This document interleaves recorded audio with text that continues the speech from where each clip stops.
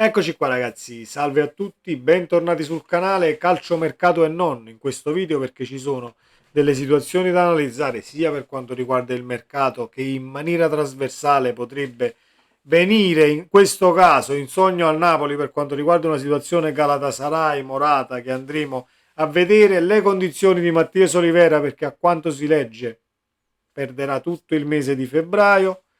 Manna sta lavorando all'esterno e cercherà di portare l'esterno fino alla fine del calciomercato e le cifre, le eventuali cifre, ecco, del contratto di Comuzzo nel caso dovesse arrivare a Napoli. Fatemi sapere la vostra come sempre qui sotto nei commenti, iscrivetevi al canale attivando la campanellina, mi date una grossa mano con l'iscrizione e poi con l'attivazione della campanellina restate aggiornati ogni qualvolta esce un nuovo contenuto e ci confrontiamo come sempre nella sezione commenti qui sotto dove rispondo praticamente a tutti perché il confrontarsi e lo scambiare opinioni è costruttivo per me in primis. Detto questo, partiamo da questa situazione Olivera e poi passiamo al contratto di Comuzzo. Mattia Olivera è ancora fermo in box, qualche giorno fa ha rimediato una lesione distrattiva al muscolo soleo della gamba sinistra, eccetera, eccetera. Secondo quanto riportato oggi da Radio Kiskis Napoli, il terzino uruguaiano potrebbe rimanere fuori per tutto il mese di febbraio, visto che i problemi al polpaccio necessitano di un'attenzione particolare, essendo un punto fastidioso. L'obiettivo è recuperarlo per il big match contro l'Inter di inizio marzo, toccherà a Spinazzola muoversi sulla fascia sinistra come accadde contro il Verona, anche se per Conte l'ex Roma rappresenta una soluzione più performante con meno campo da coprire giocando nel tridente d'attacco. Si fa di necessità virtù, l'alternativa è Mazzocchi, ma Conte l'ha schierato soprattutto a destra. Il punto non è nemmeno l'alternativa è Mazzocchi, Spinazzola, il punto è nel caso Olivera dovesse rientrare quella settimana che porta poi che porterà alla partita contro l'Inter, hai comunque l'incognita campo, quindi non hai un calciatore che ha recuperato, che sia anche una settimana prima o 2 settimane prima, ha un match di riferimento da subentrante, anche una ventina di minuti, rivede il campo prima dell'Inter, è tutta un'altra situazione poi, invece che partire titolare contro l'Inter è comunque diciamo delicata come storia, ma abbiamo pesi, misure e qualità in panchina e se lo vedrà sicuramente il mister. Noi possiamo solo augurare ad Olivero una prontissima guarigione e che sia quanto prima, senza ovviamente strafare per poi riperderlo, ecco, quindi aspettiamo i tempi giusti. Detto questo, prima di passare al contratto di Comuzzo, Morata al Galatasaray, Romano, a quanto ho letto, trattativa avanzata. Quindi in via trasversale, Morata al Galatasaray, non si punta su Osimhen. Muoviamoci quanto prima, anticipiamo le mosse, così arriva pure il croccante di Osimhen per fare il mercato di giugno e siamo tutti contenti. Che poi, visto il personaggio, bisogna muoversi già da adesso perché a giugno potrebbe poi dilungarsi come è stata la storia a Napoli, che sicuramente non è finita bene. Io ho chiuso praticamente con la coppia d'attacco che avevamo poco tempo fa e sono usciti anche fuori gli uomini, fatemelo dire e chiudiamo questo pensiero. L'Ummaniel o gli omini piccoli piccoli che si sono rivelati, lui è l'amico. Detto questo, il contratto di Comuzzo, allora, eccolo qua.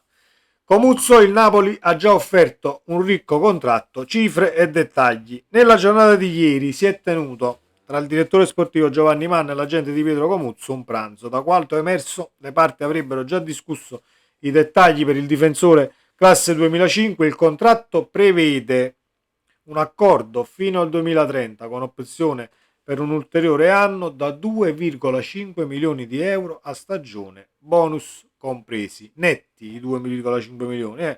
Un contratto già da big per metterlo da subito a disposizione di Conte e al centro del progetto. Allora io ieri ho detto nel video che 40 milioni erano troppi, continuano a essere troppi. Vediamo se si chiude e a quanto si chiude. Il Napoli sa cosa sta facendo, così come Conte saprà diciamo le qualità del calciatore e cosa arriverà nel caso dovesse firmare il contratto, non c'è un sì, non c'è un accordo con la Fiorentina, praticamente non è una trattativa in stato avanzatissimo, però già sono uscite le cifre del contratto. Io sarei felice se il Napoli comunque ad un calciatore che merita comincia con contratti da 2,5, va benissimo, per amor di Dio, non sto qui a sindacare e a fare i conti in tasca poi a De Laurentiis, perché poi i soldi non li metto sicuramente io. E a quanto pare il Napoli ci punta in maniera molto forte sul calciatore. Ben venga, io ho già espresso la mia, nel video di ieri lo trovate ovviamente sul canale, e poi mi sono confrontato con voi nella sezione dei commenti. Molti di voi sono molto più convinti di me, quindi io mi fido molto più della mia community che poi dell'opinione che posso avere personale. Detto questo, la situazione esterno. Allora, Lang del PSV Eindhoven non c'è praticamente niente, ce lo conferma anche Sky, ma io vivendo in Olanda non è che ho corsie preferenziali, assolutamente, non sono Gianluca Di Marzio dell'Olanda, assolutamente no. Però confrontandomi con amici, tifosi soprattutto del PSV Eindhoven e con trasmissioni che trattano poi calciomercato, anche qui non c'è praticamente niente. Lo conferma anche Sky, che dice Manna cerca un'occasione. Adama Traoré, Chiesa e Timo Werner. Inversione di rotta del Napoli per quanto riguarda l'esterno offensivo. Per Alejandro Garnacio e Adeyemi ci sono difficoltà diverse, vuoi con il club, vuoi con il ragazzo. Gli azzurri cambieranno strategia, spiega Luca Marchetti, giornalista di Sky a Radio Marte. L'esperto di calciomercato, ospite di Forza Napoli sempre, programma condotto da Gianluca Gifuni, ha affermato la dirigenza partenopea vuole spostare l'acquisto di un'ala importante all'estate. Negli ultimi 4 giorni che restano in questo mercato, il DS Giovanni Manna cercherà di trovare un'occasione in prestito per andare a completare l'organico a disposizione di Conte sull'esterno, poi in stagione. A proposito dei possibili nomi, Marchetti ha aggiunto Federico Chiesa, Timo Werner. Chiesa ha detto no, Werner si è fatto male, Nao Lang non abbiamo avuto riscontri e ve l'ho appena detto anche io. Adama Traoré del Fulham, i profili sono quelli, ovvero calciatori che sanno muoversi bene sulle fasce e possono arrivare a titolo temporaneo. Potevate anche risparmiarvelo questo articolo sugli esterni, perché poi dovete fare click. Io non credo che il Napoli, vista poi la situazione a giugno, ovvero terminato il campionato, hai tutto il tempo possibile per azzeccarlo l'acquisto invece del mercato di gennaio, dove comunque devi essere molto più celere, le cifre lievitano, comunque le squadre non si privano di determinati calciatori e quant'altro. Sparate questi nomi come Timo Werner, Chiesa e Adama Traoré, che per amor di Dio tra i tre io mi prendo Adama Traoré per quanto mi riguarda, anche se parliamo di profili molto avanti, cioè non proprio tanto avanti con l'età, però credo che avendo tempo a disposizione il Napoli sicuramente non andrà su determinati calciatori. Le ultime su Garnacio e chiudiamo. Si parla di un'offerta di 57 milioni, ovvero il massimo che il Napoli è arrivato ad offrire al Manchester United. Io diciamo che ancora non la speranza perché voglio Garnacio eccetera eccetera, capitemi bene, dico probabilmente l'esterno potrebbe ancora arrivare. Voi mi direte sì, ma il mercato sta finendo, quando lo chiudiamo? Possiamo scodare anche alla fine del calciomercato, non sarebbe nemmeno poi una cosa così eclatante, anche perché qualche movimento di mercato, anche le altre società lo stanno facendo adesso, sono situazioni che prendono tempo, non è solo in casa Napoli, non cominciamo a fare, il Napoli ci mette sempre tanti, i contratti De Laurentiis, le solite baggianate che comunque si leggono dappertutto.